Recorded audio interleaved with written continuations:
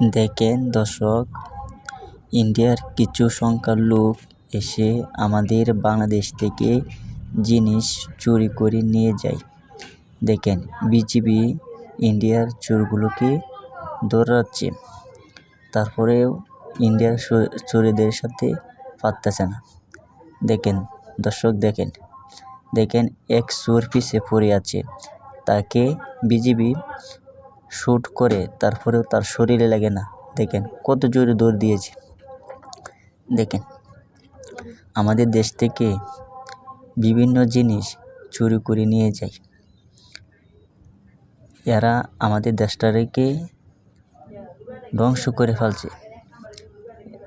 এত ইন্ডিয়ার মানুষগুলি দেখেন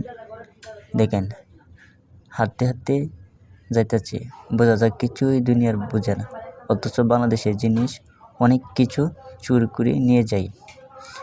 গরু, ছাগল আর বিভিন্ন ইত্যাদি জিনিস আমাদের বাংলাদেশ থেকে এসে নিয়ে যায়।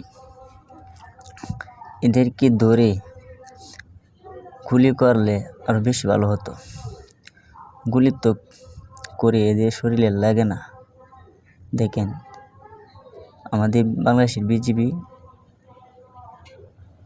হাঁপাচ্ছে।